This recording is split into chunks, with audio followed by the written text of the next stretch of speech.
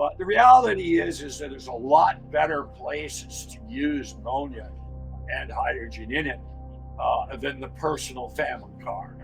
Yeah.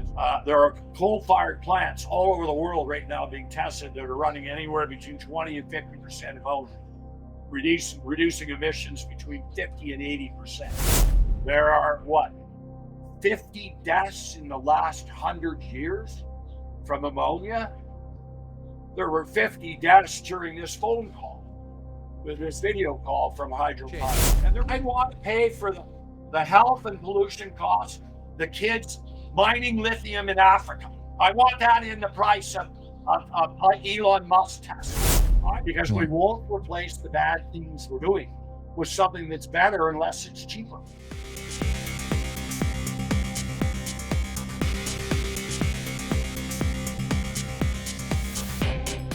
My guest today has been shouting that ammonia is the future since 1981, long before it was cool or even remotely understood. Greg Vezina is the CEO of Hydrofuel Canada. He once drove an ammonia-powered Chevy across Canada to prove a point, and he's still at it 4 decades later. He's faced off with oil giants, governments, and public indifference, but with new tech, bold claims, and a one-box hydrogen ammonia system. Greg says he can make clean fuel cheaper than anyone else. Please welcome the ammonia rebel himself, Gregory Vezina. Greg, welcome. Hi, thank you for having me. Actually, my name is pronounced Vezina, same as the great hockey trophy, the goalie trophy for the best goalie in the NHL. But anyway, thanks for inviting me on your show. Thanks for that. For the beginning, can you give us an introduction of this complete history you have?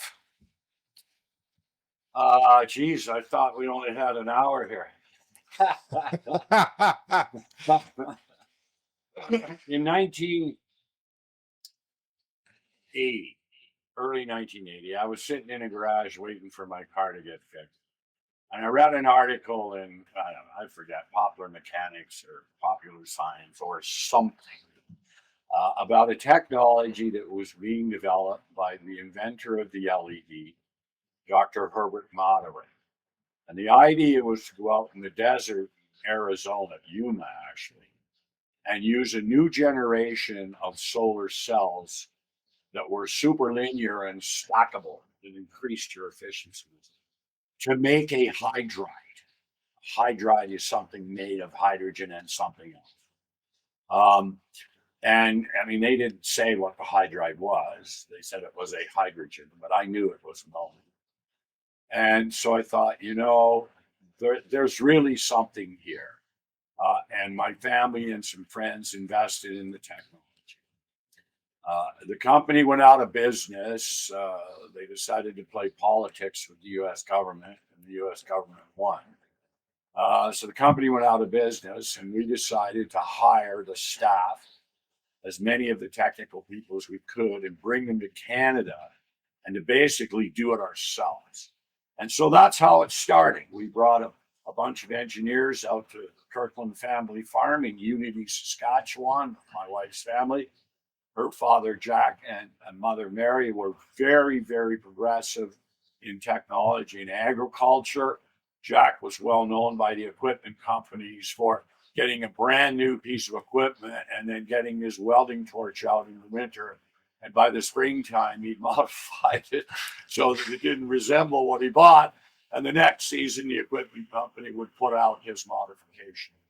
So when he found out that a vehicle would run on ammonia, his response was, will it now? As he looked across the field at his 10,000-gallon ammonia storage tank. So that's really how it started. And we converted a diesel truck and an 81 Chevy Impala. The diesel was more difficult because of combustion engineering. So we decided to go ahead with the Chevy Impala, the gasoline conversion. We built a fuel tanker to hold 800 gallons of fuel. And we drove the car from Edmonton to Ottawa, to Montreal, to Toronto. When we got to Ottawa, we called a press conference, but that was the week that Canada got its new constitution. and it was negotiated with the provinces and the prime minister. And so we called a press conference ourselves, and nobody showed up. But we had a friend. His name was Governor General Edward Schreier. Ed was the former premier of Manitoba and had done a huge research project on hydrogen when he was premier. I met him at a conference in Winnipeg. Said, "You know, a car will run on ammonia." He looked at David Scott from U of T and said, "Will it?" And Scott said, "If he asks you the question, he's got one out front." We did. He drove it. He drove it and became a very, very good supporter. So I phoned him and said, "Ed, no one showed for the press conference." And he says, "Okay, we'll call another one for 11 o'clock tomorrow." I said, "Well, they didn't show." He said, "They'll show for the Governor General." And he was absolutely right. Even though that night Canada had negotiated its constitution and Prime Minister Pierre Trudeau refused to come to the press conference, when he walked out the door and saw everything, he went across the street to announce it. We had 50 MPs, a dozen cabinet ministers, and it was a great, great show. And then Energy Minister Mark Lavon drove the car around Parliament Hill and told the meeting, everybody, how his department was working with us very closely. And this would come on stream in the very near future, assuming it was competitive with oil. And then, of course, the government bought Petrocan and gave them billions of dollars in subsidies, basically, well, intentionally, but basically making sure we weren't competitive with oil. And then Brian Mulroney became Canada's prime minister. He was known as Canada's greenest prime minister, but that wasn't actually for his green policies, which he announced on his way out the door and never happened. That was actually for the bags of money he accepted as bribes that he refused to admit and got $2 million from taxpayers for accusing him of being a crook when it came out that he was a crook. The government then let him only pay tax on half with no penalties. Democracy, yeah. Anyway, so there's no green future for us. The industry disappeared. It was the biggest thing in the world in 1980, 81, 82, 83. And by the time Mulroney had been in office for 6 months, it was over in Canada for all alternative energy. Indeed, we got a letter from Energy Minister Pat Carney at the time saying that they didn't believe our technology was competitive and they would make sure for several decades. So I had to go to sleep for a while. I waited about 10 years to 1990. And then I started pushing again. Everybody's interested, but no, you can't play. And then we started again in 2006. We bought a truck, a Dodge truck, a diesel, 3500. We converted it to run on any fuel. We built a multi-fuels conversion system. So we run on any fuel or multi-fuels. And this is now new combustion engineering using modern today's technology, ODBI sensors, all the rest of it. And it worked. It was amazing. Geez, there's got to be a market for this, for converting diesels. And understand that when you're developing a new technology, what you implement is what the media will cover, not necessarily what you'll sell. So we converted a car to run ammonia and then a truck because that's what the media wanted. Hey, this thing runs on hydrogen ammonia. But the reality is that there's a lot better places to use ammonia and hydrogen in it than the personal family car. And as we're seeing around the world, the marine industry is going holus bolus, basically 100% to ammonia substitution by 2030. They're already selling ammonia-powered ships, and there are conversion kits coming out for virtually every bunker fuel oil diesel ship in the world. So that's a great place. It's also a great technology in remote sites where you're flying in or by winter road, driving in diesel fuel that costs $25 a liter. You can make ammonia on site, flown in with a solid gold Sikorsky helicopter one time, the wind or solar. You can make ammonia for $250 for a tenth of the cost. So there's another great place. And third, another great place is in agriculture, obviously. You can use the same ammonia for fertilizer, and you can use it better than we're using it now, we found out. stops the pollution and runoff, but you can use ammonia better for fertilizer, using about half the amount today. And that excess half, you can use it to run your farm tractor for your grain dryers or for backup, peak power generation. It's cheaper to make your own than buy it. And there are demonstration projects in the United States and elsewhere.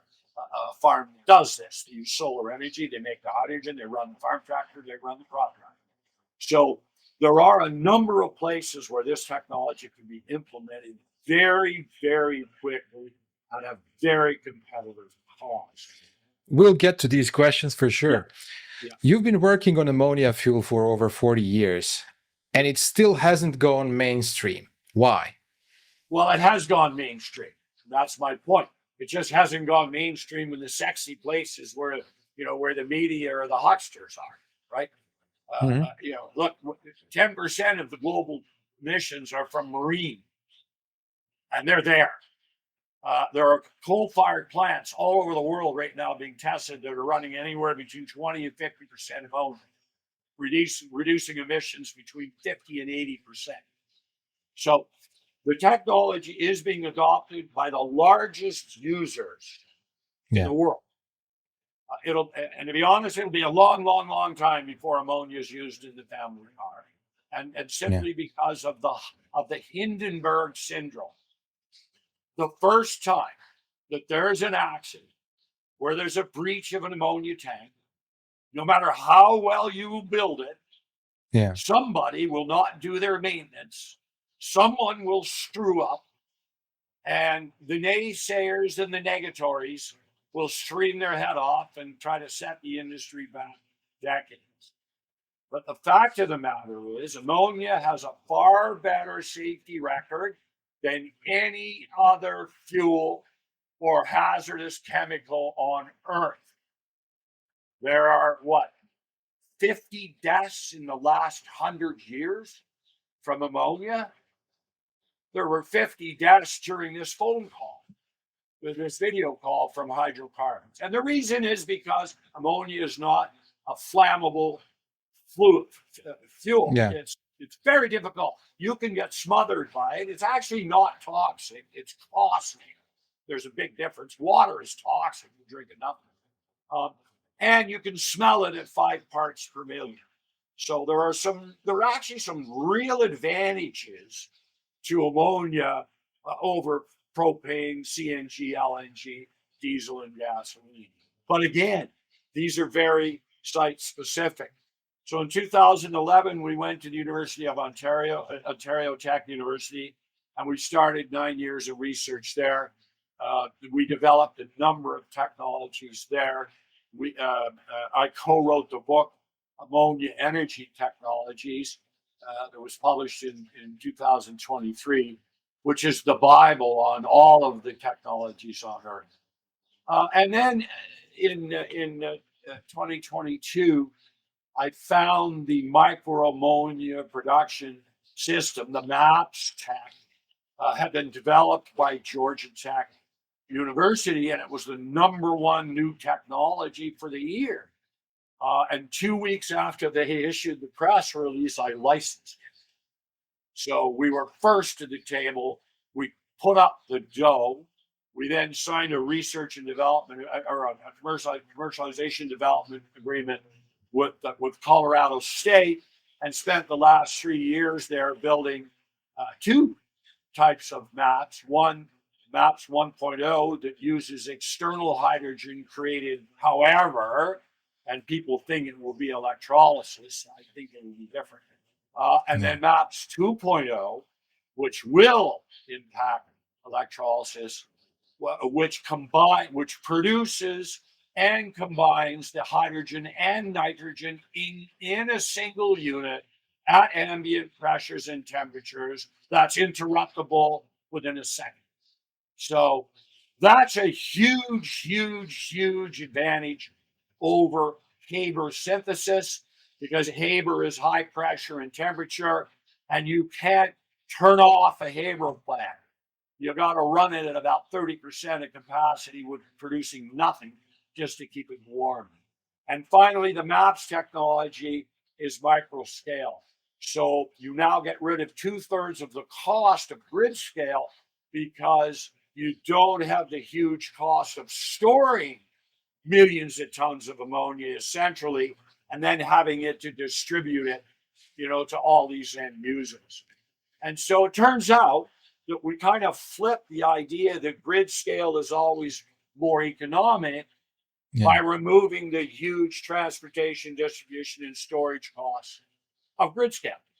And so that unit, those two units are commercial or pilot scale. Mhm. Prototypes are ready. And in our case, pilot scale is just before you do your final scale up for commercial scale. But at pilot scale, you test everything. In our case, pilot scale is commercial scale. You don't have to scale up. Mhm. So we're basically at TRL 7, technology readiness level 7. We're going to Wow. announce a commercial demonstration here in Canada shortly. And we think within a year we'll be able to start selling this product. And we have a third version coming, and we filed patents, so I can say it.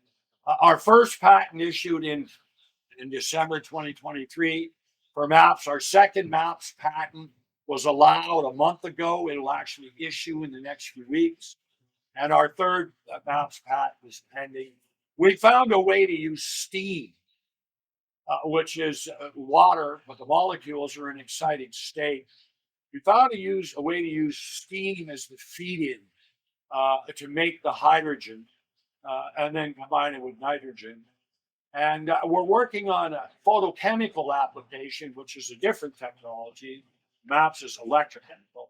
But we're working on a photochemical application to combine that with thermal chemistry, which is heat from the sun, in order to reduce the energy requirements, any external energy requirements, for example, electricity, even further. We think we're easily a third better than Haber today. Haber is 65. We're easily at 85% efficiency. And we're absolutely sure we're going to get into the 90s.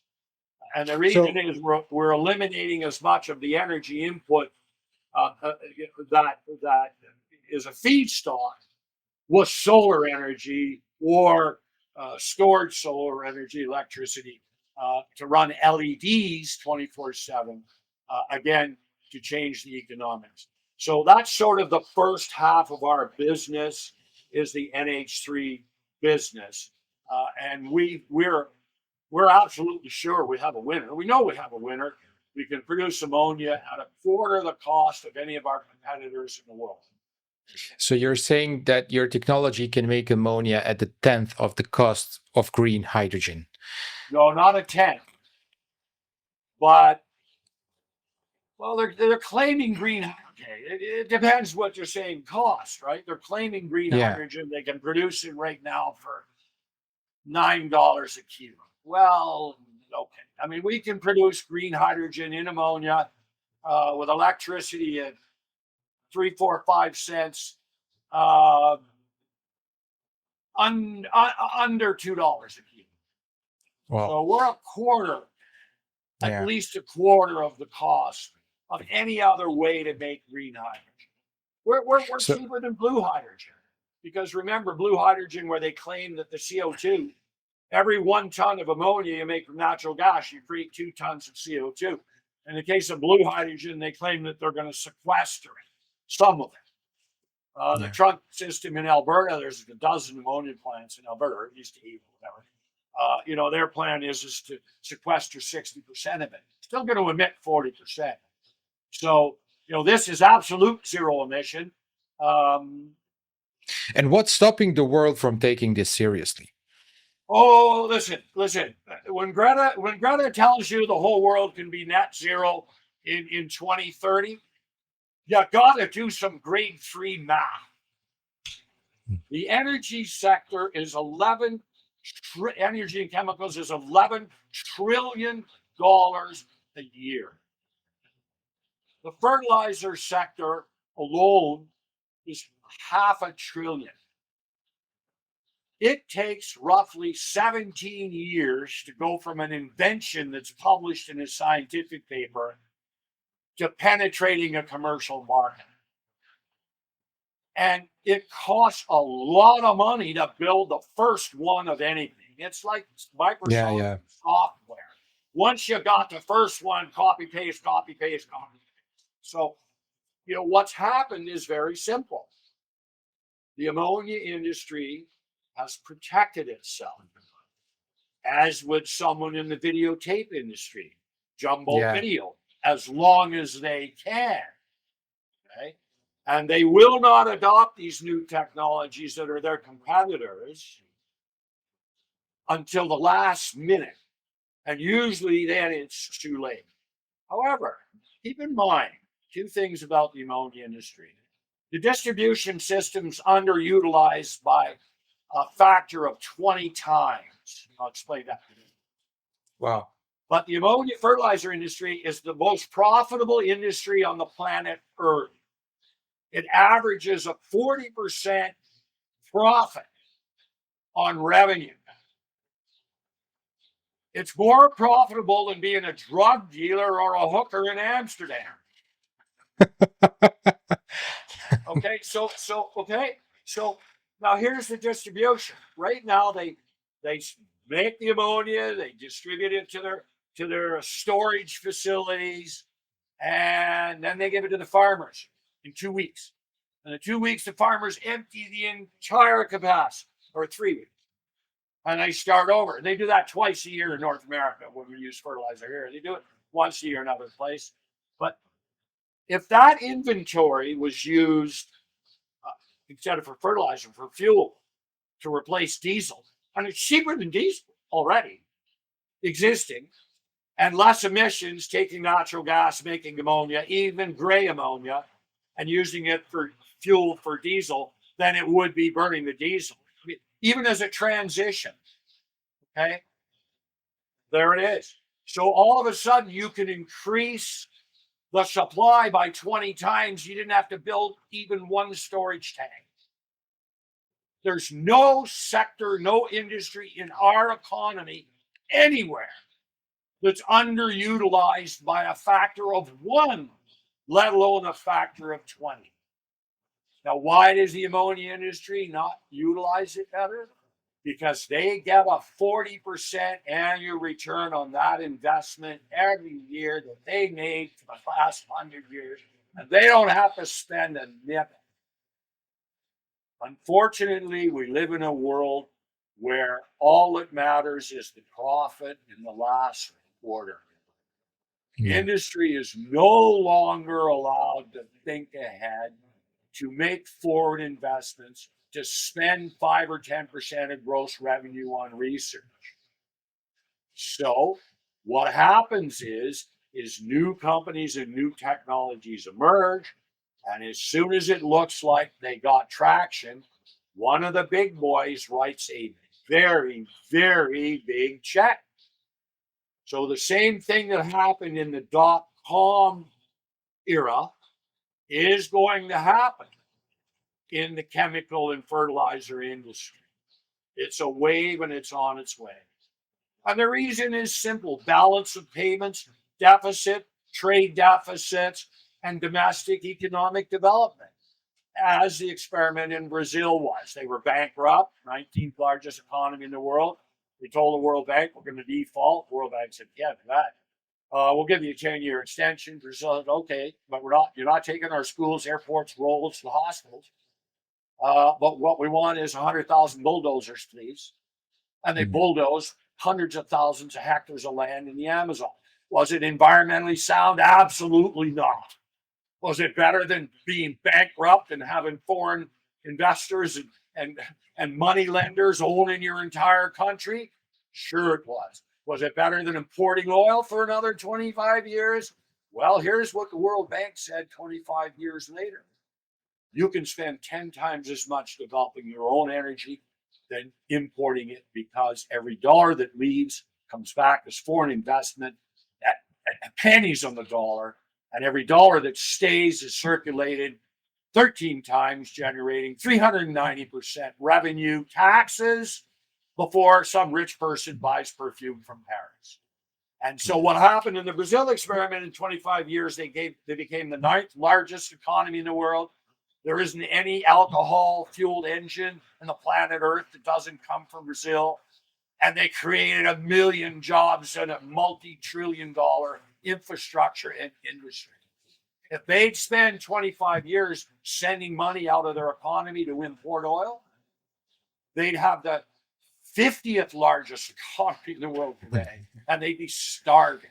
So what I'm saying is that same thing is now going to happen to the fertilizer industry and across the entire chemical industry, because it's always cheaper to make something at end use just before you use it, just in time shipping, a la the auto industry, than it is to make it halfway around the world and then ship it over here. You openly criticized the inefficiency of green hydrogen electrolyzers. Yeah. Can you explain why you think most of today's hydrogen strategies are flawed? You got a technology that at best is 70% efficient, and it's not really. It's operating around 50. Let's say, I'll be generous, it's operating 60% efficiency. All right. And that's to make the hydrogen. Then you got to make ammonia out of it. Well, that's another 65. So 60 and 65. So what do you got? 40% efficiency. Yeah. Well, we're double that. End of story. Now, the other thing that will kill conventional electrolysis, now who knows what someone else would invent, Yeah. um, uh, uh, is white hydrogen. They're finding deep in the ground a very low carbon content gas. It's not hydrogen. Yeah. It's natural gas, but it's got a very, very, very high hydrogen content and a very, very, very low carbon content. And it is so abundant. I mean, they've already think they found over 1,000 years supply of that. That the cost of it will be like 50 cents a kilo. If they manage to extract. Well, the challenge they have is, what are they going to do with it? If they don't have a steel plant, if they don't have a power plant, if they don't have somewhere to use it as it comes out of the ground, if they have to compress it, store it, that's 40% of the energy in it.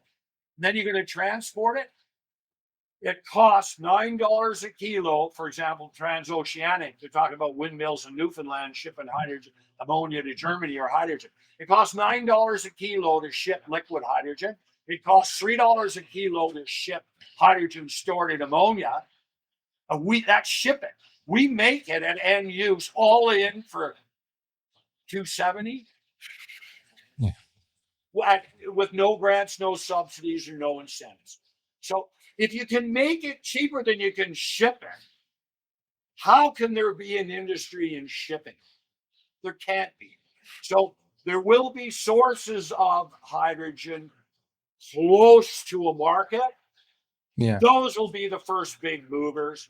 But what will happen next is the sources of hydrogen that are not near a market, and they will suffer the same advantages and disadvantages of stranded wind and stranded solar, where the cost to build the transmission lines to get your wind and solar to the market are 10 times the cost of making the electricity. And you can't get paid enough for it off peak. You only have to sell it on peak, and it just becomes a nightmare. So you need the batteries. That scenario will come. There will be massive amounts of hydrogen where they got to find a way to store it. Guess what? These guys got MAPS 1.0. They can convert that into ammonia at 85% efficiency. Or you can do it yourself at Haber at 65. So you argued that ammonia is the ideal energy carrier. But if that's true, why is so much money still going into batteries and hydrogen gas? Hopium, unobtainium, or, pardon my language, viewers, bullshit. Yeah. Okay, look. I've been watching hydrogen for 45 years. In 1980, the Canadian government did a huge study on hydrogen. There's a video on my website on Parliament Hill. There's a red book that says hydrogen on the car in the video. That's the government of Canada's great hydrogen strategy. After that, they did a great strategy on renewable energy. Okay, they didn't do any of it, and then Mulroney got elected, and it was over. Okay, so no. So about your technology, why hasn't the market adopted your maps systems yet? What are there any risks? There's risks in everything. You got to risk stepping off a curb. But please, again, understand, I said it takes 17 years to go from the lab to market penetration. I'm not talking about selling one unit. I'm selling substantially penetrating the market. And industry, and farmers especially, don't take risks. Industry has to do risk analysis. And industry is not going to let me replace all their diesel generators with ammonia power generators unless they know some of it, they've been running somewhere for 5 years. So what will happen initially is the technology will be put in as a redundancy.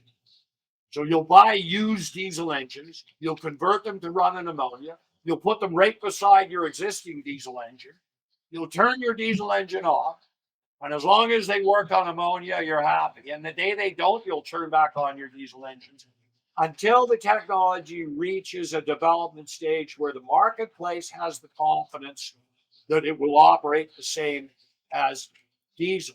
Now, that happens very quickly once somebody does it. Okay, that happened with CNG, that happened with LNG, that happened with propane, that's happened with ethanol, methanol, etc. They're building these engines, they've tested them, they're in the marketplace. And now they're in the marketplace with dedicated hydrogen and ammonia engines. And I believe that most hydrogen engines will run on ammonia, where the hydrogen is cracked from it right before combustion. Because the nitrogen comes off at ambient, which means it's very cool, which means if you crack ammonia to get hydrogen for a hydrogen engine, you get free cooling. You see, you get about a 20% reduction in energy demand for cooling, or with a heat exchanger heating. So it's the same argument as why hybrids are much better than any battery vehicle ever built.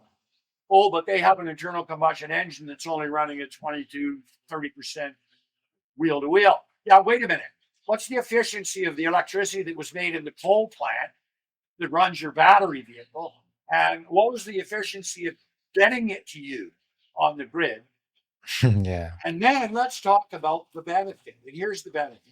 That's right. A diesel engine has a gasoline internal combustion engine has a great deal of waste heat. If you have a battery, that waste heat does two things. First, it keeps the battery temperature level. Oh, that means your range is twice as far. And it also means you're not using half your battery for heating or cooling of the passenger car. You're using waste heat. And the first 100 kilometers you drive, you're on battery. So the best technology in the world is a hybrid. And that is why you will see these battery, and you're seeing the whirlpool of the toilet bowl for pure battery vehicles, and you're seeing a huge uptake all over the world in hybrids. So you say the same thing has to happen and will happen with the use of hydrogen ammonia. They'll start to use it, and then they will find applications to combine technologies where they're using the best of the best. But again, I say to you, a personal passenger vehicle running on hydrogen is the last thing you want to do. Yeah, you don't I agree. want to kill a I agree. full of nuts. Yeah, definitely. So you say you can sell ammonia units for 1 million that outperform 3 million systems. How is that margin even possible? Cost of the ammonia. We produce ammonia for a third of the cost of the big guys. Yeah. It's not hard, eh? mean, think Yeah. about it. Farmers in Alberta were paying $1,400 a ton for ammonia this spring. They can make it for 500 all in capex, opex, and 8% financing. And that's if they put a 50% profit margin, which is double the price on all the electricity they need and our maps tech. If they do a joint venture with us, we do it at half price, which means we reduce the 8% financing cost by half up front, which means we can now do it for a third of our cost if they're our partner. And we want half of the profits from the increased price of ammonia. So, to be honest, it'll be a long time before I sell someone a unit to make ammonia to compete with me. I'm going to sell my own units to myself, and I'm going to compete with the ammonia business because I'll be able to make it for a tenth of their cost at end use if I partner with my user. And then I split 2/3, 1/3 the increased value of the ammonia. So even if the ammonia doubled, I would get 1/3 of the increased $500 a ton for 20 years. I'd far rather have a 20% profit every year for 20 years than a one-time profit of 50%. So what's the real cost? Like, what's the real carbon cost of so-called green fuels like ethanol or blue hydrogen? Are we fooling ourselves? Yes, yes. Look. What is the benefit of replacing a hydrocarbon with another hydrocarbon that actually increases emissions by 25%? And in the case of ethanol, increase global food prices by 40% and causes an average 50 million people a year to starve. Ethanol only contains 75% of the energy that was in the diesel fuel and the fertilizer that's used to produce it.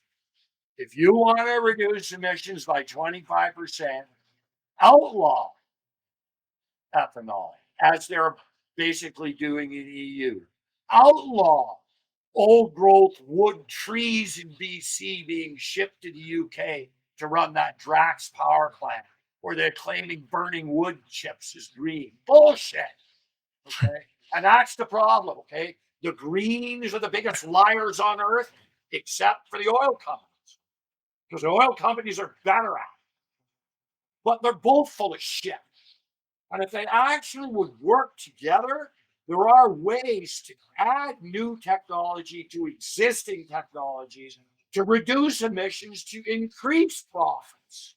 But an oil company can't tell you that we're working with Greenpeace. And Greenpeace would never ever tell you that we're working with an oil company. But by doing so, both of them could accomplish their goal. So that's changing. Greenpeace International has endorsed ammonia. Yeah. So again, as soon as you see commercial demonstrations of the micro ammonia technology to produce it, combined with the utilization technologies that are being produced by the biggest companies in the world right now, Man Energy, Hydrogenics, JBL has produced hydrogen powered construction equipment, and they've been just certified for 40 countries in the EU, etc. These are multi-billion-dollar companies that have made billion-dollar investments that are at TRL level 9. They're at market. So they're going to need the fuel. And the next thing will happen is one of these smart equipment companies will go and say, who makes fuel cheap? Maybe we should supply our customers the equipment and the fuel.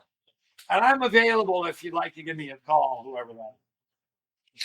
So if you could change just one regulation tomorrow to accelerate ammonia adoption, what would it be?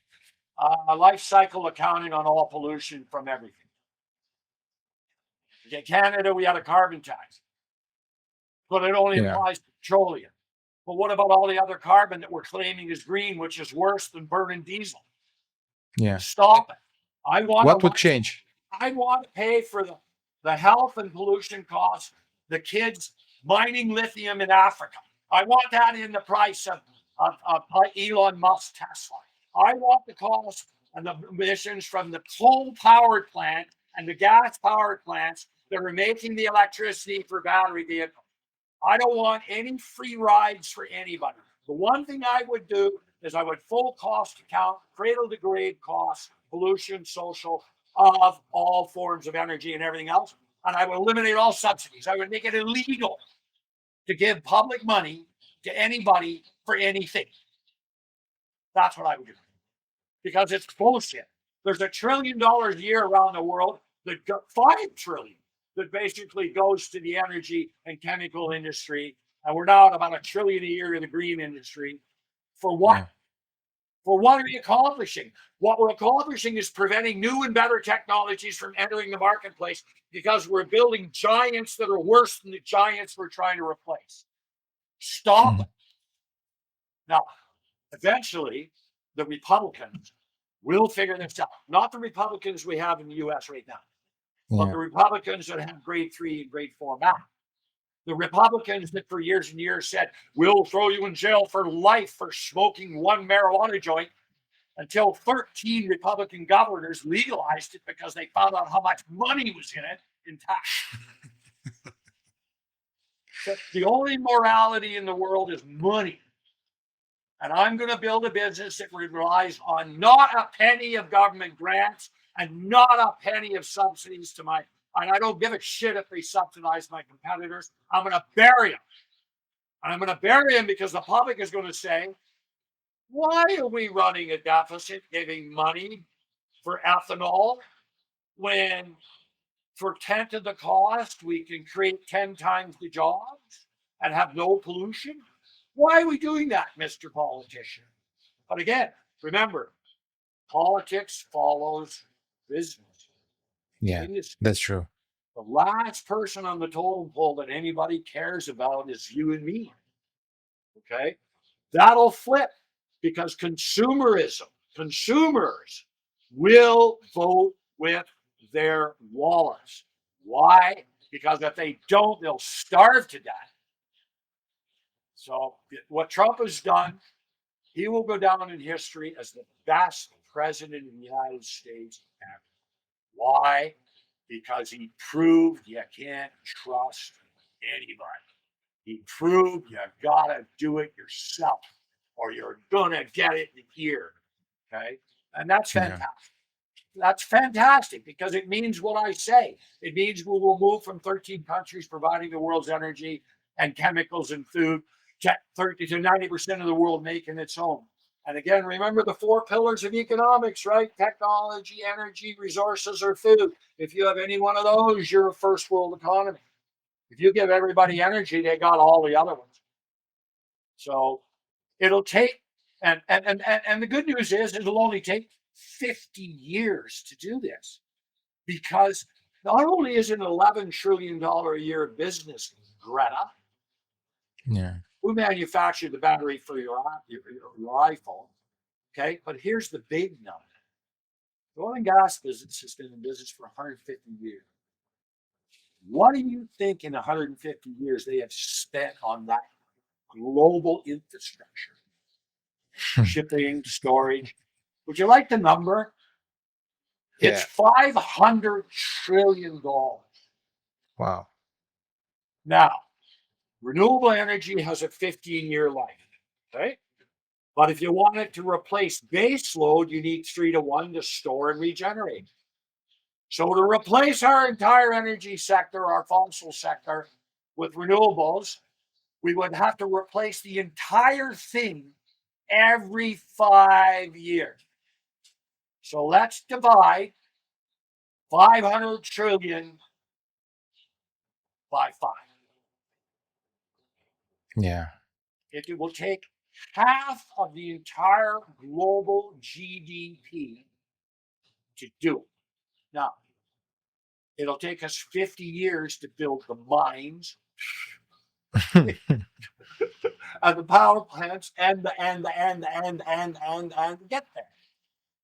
So the same challenge for, the same challenge we face in the fertilizer industry, which is, think about it. There's roughly 250 million metric tons of ammonia today. They say there's a little less. That's basically where we're at. Okay. You're going to replace that with MAPS units. And let's say that our units produce 380 tons, 380. Well, let's just say we produce 400.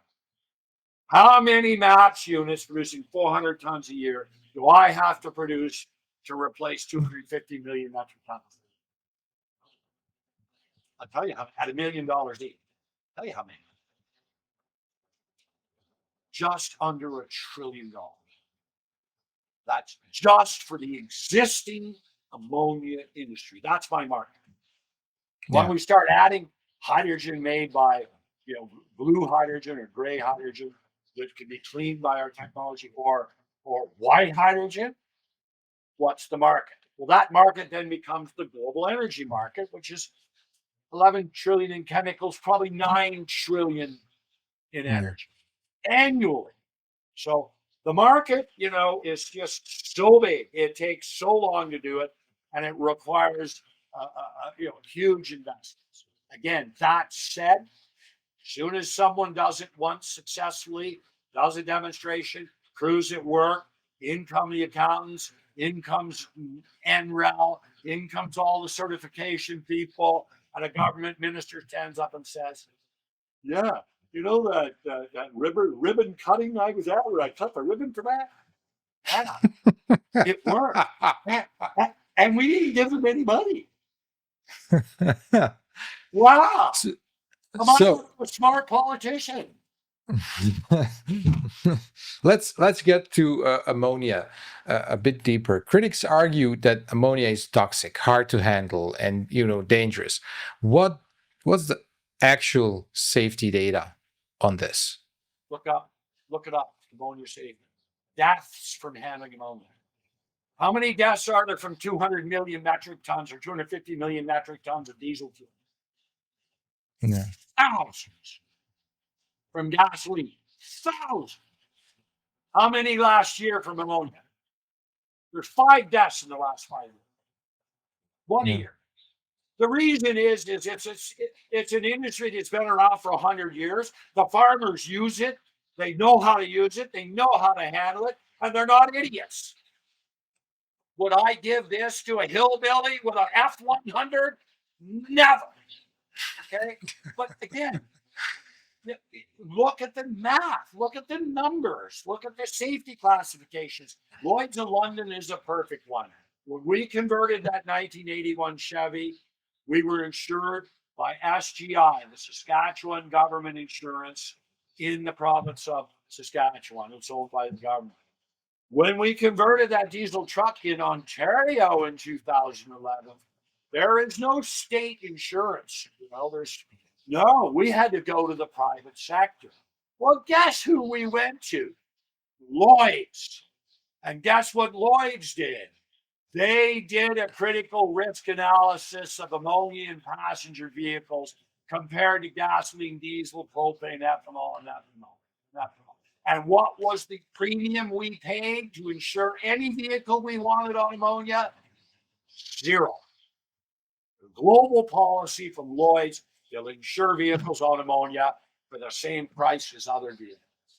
So when the largest underwriting and reinsurance company in the world says, "Fuck, there's no risk to us, this beyond what we have now, and in fact, it's less risk," what does that tell you?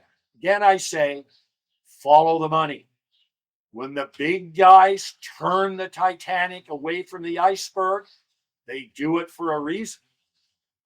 And that is coming. Charles Koch and Koch Industries is another great example of this. Koch Industries is a huge investor in petrochemicals and in hydrocarbons. It's also a huge investor in ammonia plants. We approached Charles Koch through a friend. I won't use the friend's name, but a famous Canadian who's a friend of mine. And we asked them, would you have your smartest guys do an analysis on the utilization of ammonia as a fuel and energy currency?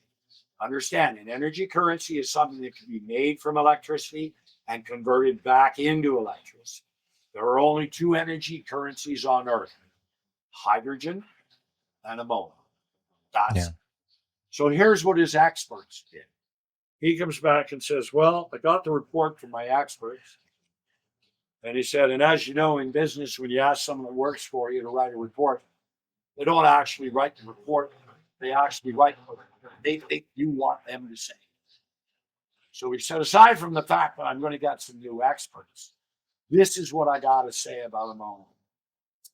When my N business, nitrogen ammonia, is bigger than my C business, I can see it to be bigger than my C business carbon, I'll be out of the C business. 3 years ago, Coke Industries sold all of their hydrocarbon interests in Canada in the tar sands. And they were the biggest owners. And what did they do? They joined the Ammonia Energy Association. So, And so they're you said there.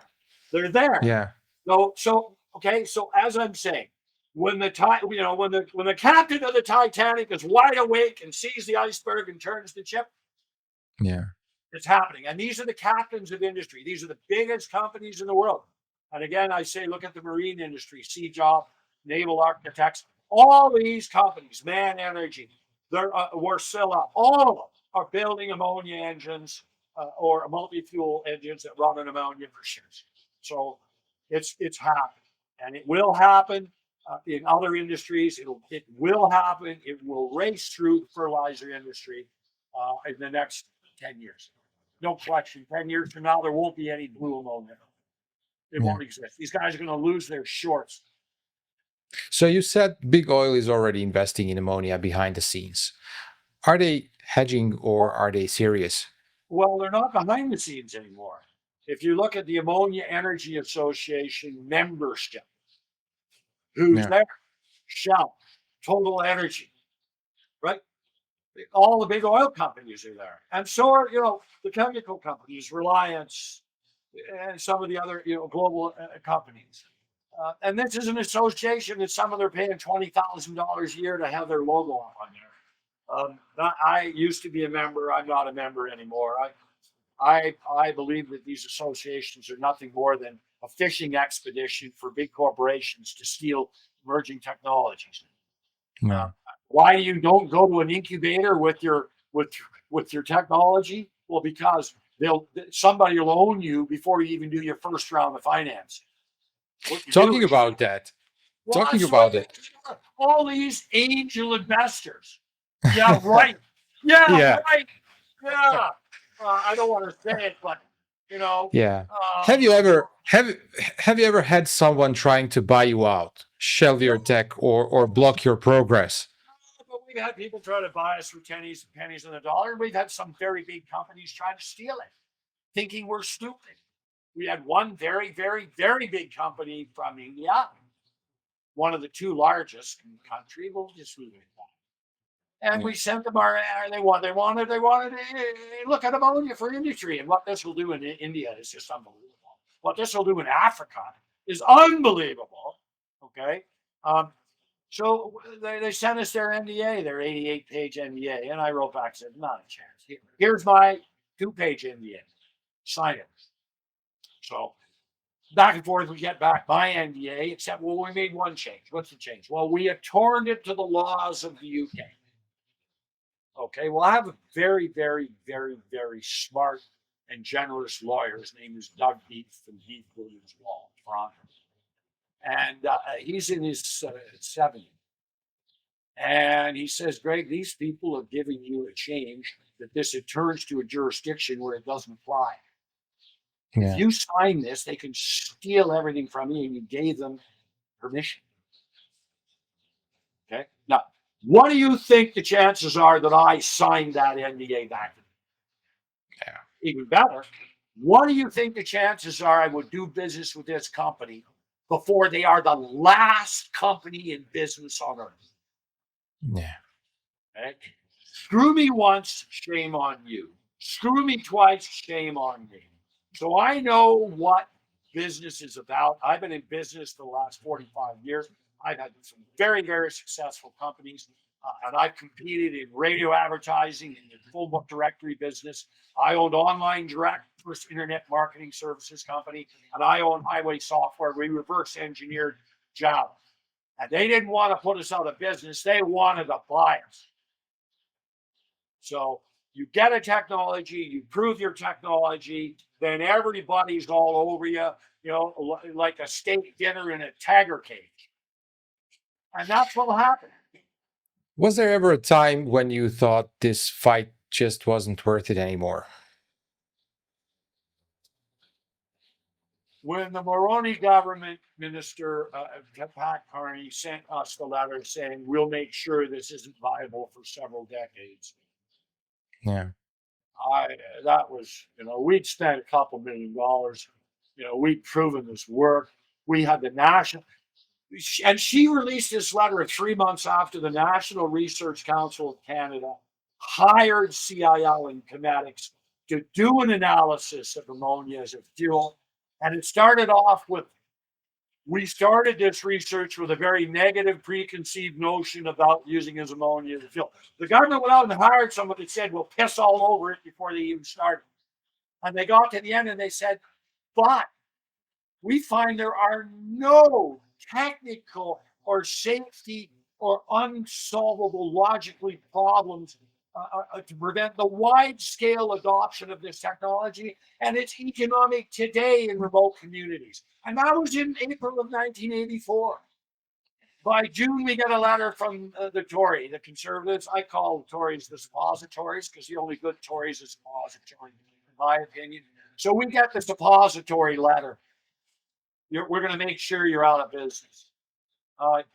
And then Mulroney goes on to claim he's Canada's greenest prime minister because in the last 3 weeks before he leaves office, he announces this great $5 billion green plan. And then Kim Campbell becomes leader and says, an election isn't the time to talk about policies or issues.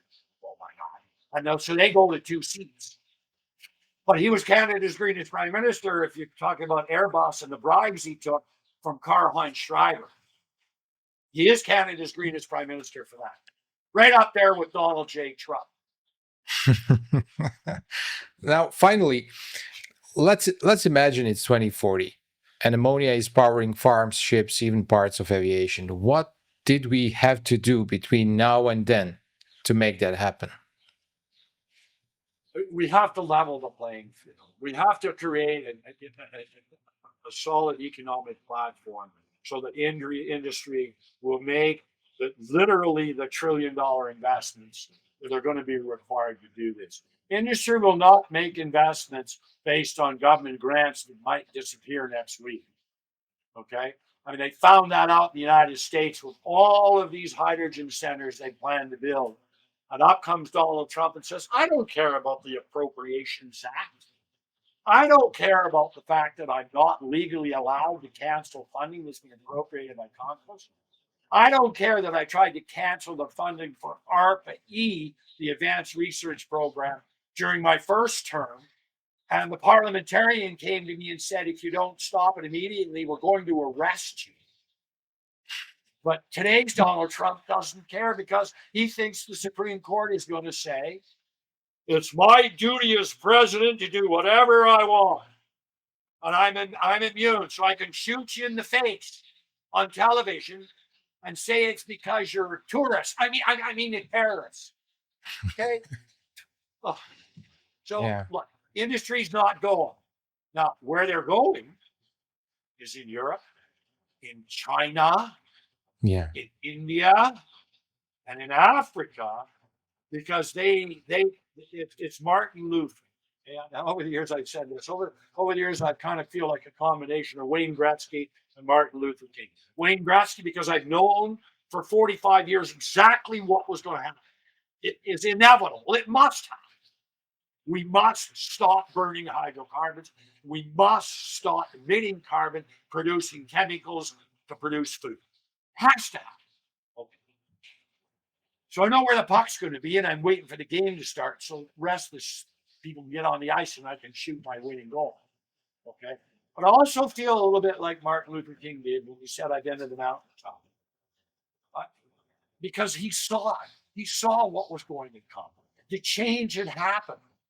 Now, we're 50 years away from still getting where we thought we'd be, but we got there. And so it's the same for us over the last 50 years. We knew that this would happen. We knew it had to happen. But we also knew that it would take a catastrophe. It's a choice of catastrophes. Isaac Asimov wrote a great book in the 80s called The Choice of Catastrophe. And he said, here's the 30 plus things we're doing today on this planet. Any one of each can wipe out mankind. Today, there's probably 60. So you pick your catastrophe, and your catastrophe creates the opportunity. So the environmental catastrophe problem from burning hydrocarbons, whether you believe in global warming or anything else. In fact, the matter is, you got particulate emissions. It causes cancer. Benzene ruins the brain, so on and so on. Forget all the climate bullshit. We'll just talk about the health. So we know that's there. And at the point where the health costs are greater than the benefits, that's when we make the switch. And that happens when there's an alternative technology to replace the bad things that we're doing. Because we won't replace the bad things we're doing with something that's better unless it's cheaper. We won't do it if it's more money. Not on a global scale. We'll do science projects here and there. So again, the most important thing we need globally is grade 5 math. We need a price on the life cycle pollution from everything, not just energy. You produce a plastic spoon, there is a pollution cost. There's a pollution cost to take the methane, to the ethane, to the ethane, and then to manufacture that plastic spoon. Yeah. 80% of our global emissions today in manufacturing are exempt. So, so you got to pay the piper, okay? And I believe that the way to make this change quickly is just to admit we're going to pay the piper, stop subsidizing, and stop politicians picking winners. Because politicians can't pick winners because they're so conflicted by the special interests that are on their shoulders that they can't make the right decision. The right decision isn't even an option for them in most cases. So take away that. Yeah. Let capitalism work the way it was intended. The largest sector of the economy today in Canada is the industry of applying for government grants.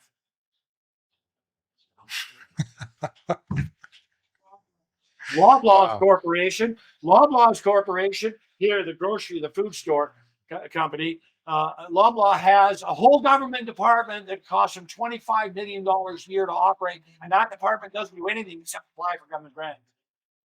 The government of Canada said, we want a green industry, so Loblaw said, okay, and the government gave them $100 million to replace all of their refrigerators with something slightly more efficient. Why are the taxpayers paying the billionaire's costs for his refrigerators?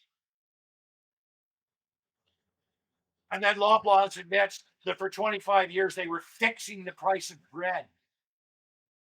And they rat on everybody else and they pay a little fine because it's a cost of doing business. Yeah. Okay, so if there's no honesty in industry and there's no honesty in government because you're not allowed, because everybody is supposed to be Donald Trump. Everybody looks after themselves and screws everybody else. If that is the basis of your economy or your society, it ain't going to last. And it ain't going to turn out well. It can't turn out well. Great message. Greg, thank you for being my guest today. Thank you for having me.